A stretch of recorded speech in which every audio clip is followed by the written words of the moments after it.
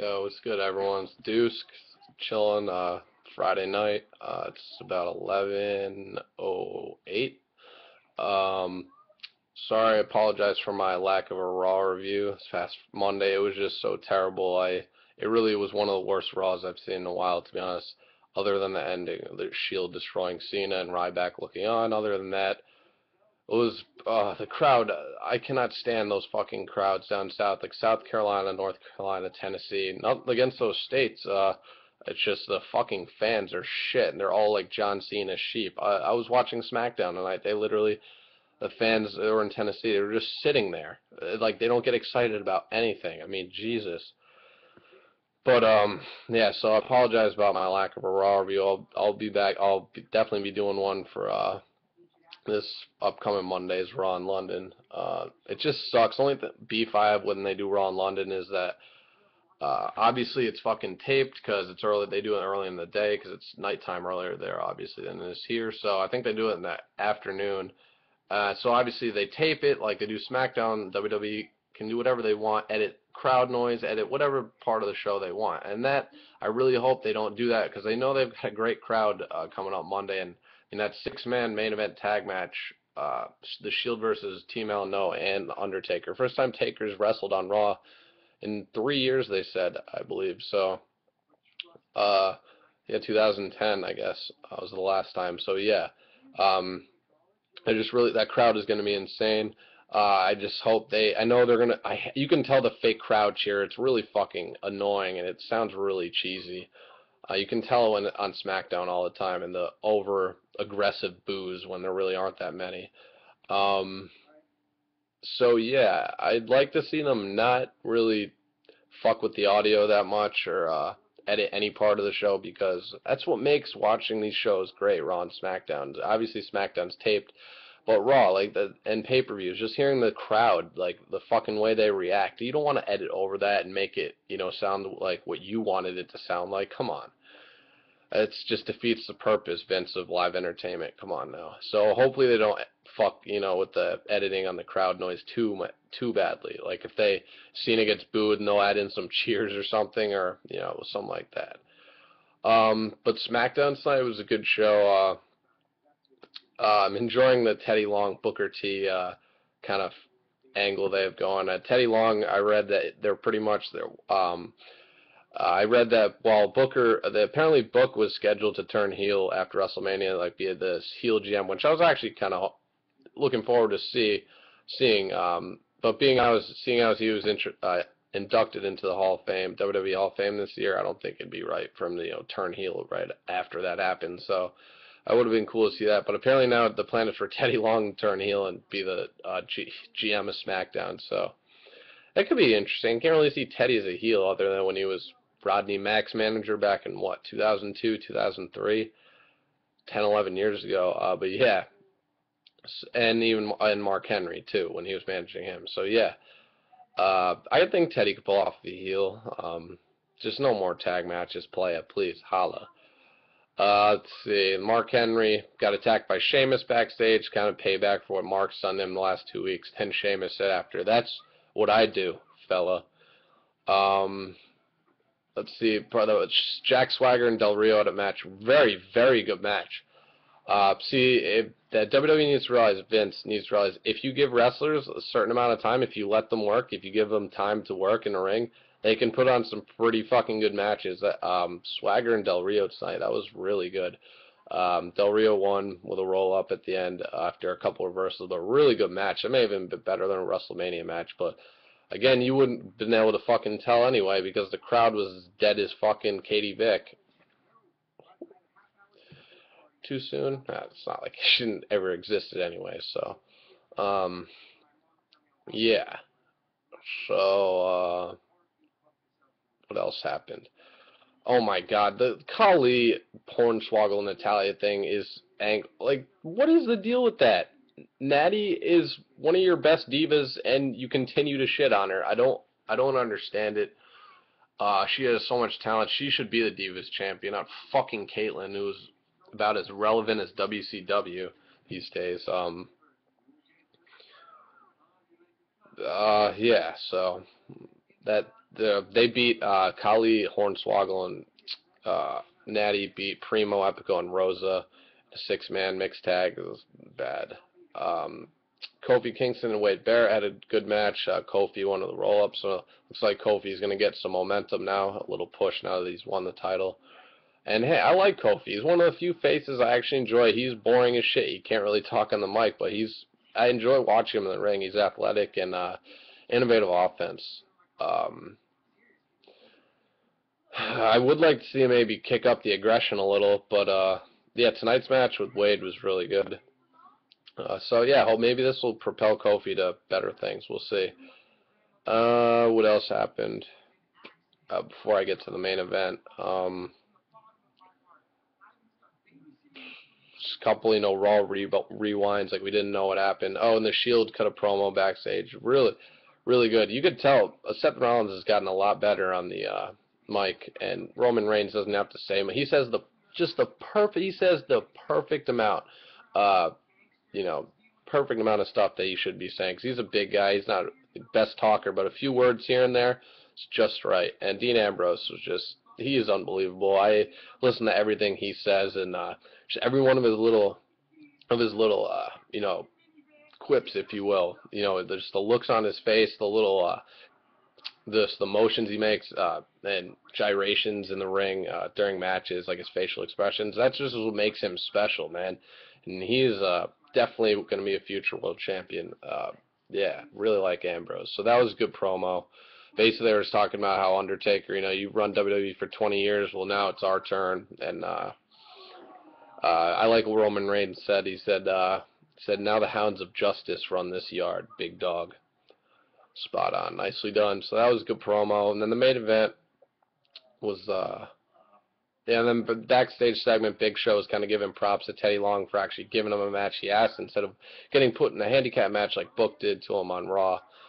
So Big Show and Teddy pounded. And then Book gave him was looking at Teddy like, are you serious? And then Teddy was like, hey, Show, hold up a sec. So definitely think Teddy's turning heel. The main event was Sheamus, because there really wasn't else much to talk about. Oh, and Fandango beat Santino, thank God. This new finisher, I guess, I've seen, it's like Mike Knox's old finisher. It's like one flatliner or something. But it kind of fits for him because it looks like he's holding his opponent like down for his dance move, then he just swings him around, drops him on his face. He beat Santino. Santino's garbage. Fandango opened the show and basically had Lillian was like twirling her around, shit, dancing, say my name right or whatever. He's like, you're a beautiful woman, but you can't dance, and kind of let her kind of didn't push her. He was holding on to her, kind of just let go, and she fell to the ground. It was kind of embarrassing for Lillian. She still looks hot as ever though, and she's 50, I think. So I kind of felt bad for Lillian, but it's good stuff by Fandango. Sorry, dude. And yeah, so then the main event, Sheamus and Randy Orton versus Big Show and World's Strongest Man Mark Henry. Good tag team match. Sheamus and Orton unfortunately came up a little short. Big Show hit a choke slam on Orton for the pinfall, 1, 2, 3. So that's what I like about Randy Orton and why he's one of my favorites. I know he catches a lot of flack for a lot of things. Forgot his line a couple weeks ago. That was fucking hilarious, by the way. I'll even admit that. But he actually, I'm sorry, I just had a little brain fart. He loses a lot of matches, unlike Cena, and he loses them cleanly to heels. I remember when Del Rio was a heel, I remember one match on Smackdown, Del Rio made him tap out to his cross arm breaker. Cross arm bar, whatever it is. And again, Orton tonight, take 1, 2, 3, gets chokeslam, loses. Cena, take notes. Like, do you have that much pride you just can't put anyone over? Or just WWE creative? Like, do you not want him to lose cleanly to anyone? What would one loss do? I mean, God forbid he loses on Raw cleanly.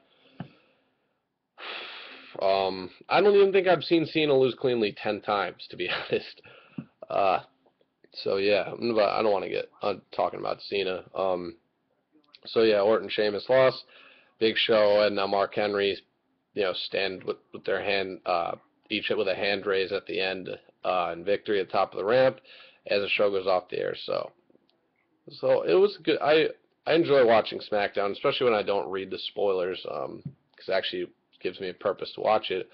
But I'm just waiting for Randy Orton's heel turn. I'm not giving up faith. I knew when I read about it, they said it was supposed to happen immediately after WrestleMania. So like basically, I think it's imminent, his heel turn. It's gonna happen any time now. Maybe maybe that'll be the big thing for summer, like pushing into the summer months, turn him heel, and that'll just be the big angle. Because I just saw the payback poster released for. The poster and synopsis was released for WWE's newest pay-per-view. It's replacing replaced No Way Out last year. Unfortunately, I don't just keep No Way Out. It's called Payback this year, and the poster's Orton on it with kind of a heel smirk on his face almost. Like, so that I hope is the start to his heel turn, maybe leading up to a match with someone turning heel. I don't know, but this is the way I look at it. Right now, Orton's feuding with Big Show. I don't like it. I mean, only reason I don't mind, I don't mind it, I'll let it go, is because they've never really feuded before. And it's funny, I was actually watching an interview with Big Show here on YouTube a couple weeks ago before WrestleMania with Peter Rosenberg, who does a lot of interviews with wrestlers. Real cool guy. And Show was just talking, he seems like such a cool guy, talking about how, one guy I'd like to work with is, there's some young guys I haven't worked with. I like to work with Randy Orton. He's good in the ring and all that. So I just found it ironic that they ended up having a feud right now. So, but this is what I'd like to see it for Orton's heel turn. Maybe Sheamus is feuding with Mark Henry now. So maybe once Sheamus is done with Mark Henry and Orton's done with Big Show, maybe Sheamus and Orton will still have some interaction, because they've had an interaction ever since like February after Elimination Chamber, together in WrestleMania against the Shield, all that. So maybe after they're done with their feuds, respectively done with their feuds with Henry and Show, maybe they can, have something, be involved with something, then bam, just like that, Orton turns on him, drops Sheamus with an RKO or something. Just something like that. I just really hope Orton turns heel. Again, I have faith. I'm just starting to lose a little patience, but, we'll see in the coming months. So there's a lot of good stuff tends to happen in the summer months at WWE and the last couple spring months leading up to summer. So we'll see what happens. Yeah. So besides that, take that Orton heel thing 1 week at a time. That's literally how I'm looking at him. I look at it. I look at all of his like mannerisms, facial expressions, just walking down the ring. Doesn't really slap hands with fans. He's never really done that. But he just looks like he's just so fed up with his face shit walking in the ring, and it's like, God, I can't wait. Another month of this, I can put up with it, and then put up with it for another month, and then bam, back to a sinister way. So yeah, enough of me fucking jerking to Randy. So yeah, hopefully that happens. Like I said, I'll take it a week at a time. But yeah, that's pretty much it. SmackDown was a good show tonight, and enjoyable. And the top news, though, I wanted to say this at the beginning of the video. We caught that second motherfucker, baby. Boston Strong caught the second terrorist suspect from the Boston Marathon. Apparently he was caught in some guy's boat in his backyard. He was just hiding out, and the police surrounded him. I was honestly tonight I was listening to Boston police, fire, EMS, police scanner for 2 hours straight last night. I heard gunshots, fucking explosions. It was more intense than any fucking movie I've ever seen, man. It was insane. And I was listening to it again today, and I was listening to it as they were fucking surrounding the dude, the kid, and one of the cops, I heard him clear as day, said, "Don't let him up just yet. He's, got a lot of firearms on him." The kid had a fucking assault rifle on him and a bunch of grenades, explosives. I mean, Jesus. And yeah, fucking, I don't know if any of you go on Barstool Sports, but that shit Barstool is the greatest thing ever. First of all, it keeps me going through the day, and second of all, if you're a fan of it on Facebook, Prez was literally updating everyone every second before any fucking news website, any news channel, CNN, NBC, Fox, none of that shit. Barstool was fucking keeping you updated, like literally. Oh man, it was fucking awesome. It was like play by play. But Boston Strong, baby, a big clap to everyone, Boston Police Department, men and women, did your fucking jobs. I'm so proud to be in this country, so proud to be an American. Wow, you want to fuck with Boston? You fucking set shit off on Monday, we'll come find you on Friday and fucking arrest you, bitch. We got your ass. Now you're gonna go to fucking Guantanamo Bay, or wherever the fuck they're gonna send you, and you're gonna have a lifelong supply of cock meat sandwiches. You fucking faggot cocksucking bitch. Sorry, I had to let that out. Oh, I know. He's most likely going to get either the fucking death penalty or solitary confinement. But I hope he gets fucked in the ass multiple times before either. So, yeah, because I want fucking answers. That's why I'm happy we took this guy alive. And there was a picture of him on Barstool. If you want to go to barstoolsports.com, it's on the Boston page. And there's a picture of the fucking kid being apprehended. He looks like, I mean, and what a skinny little fucking scrawny piece of shit he is.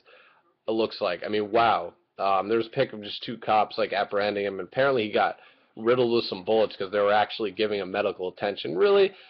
Medical attention for this fucking waste of skin. So yeah, but again, Boston, my hat's off to you. I'm gonna be drinking tomorrow and pouring one out for the victims, and yeah, definitely raising my glass to you guys. USA, baby, don't fuck with us, we'll get you. Yeah, so comment, subscribe, guys. Let me know your thoughts on, you know, Smackdown or whatever if you watched, and what your thoughts on this whole fucking Boston Bomber shit is, man. I'm so happy it's over. Yeah, just fuck those motherfuckers. Yeah, guys, so comment, subscribe. Like I said, I hate when I repeat myself. And NBA playoffs tomorrow, baby. Celtics, Knicks. I cannot fucking wait. You know, I know no one's really giving us a chance, but I bleed green, baby. So fucking, yeah, I am a fucking Celtic all day. So yeah, let's get it. And have a good weekend, guys. I'll be back Monday for my Raw preview and review of the epic show in England. London. Peace.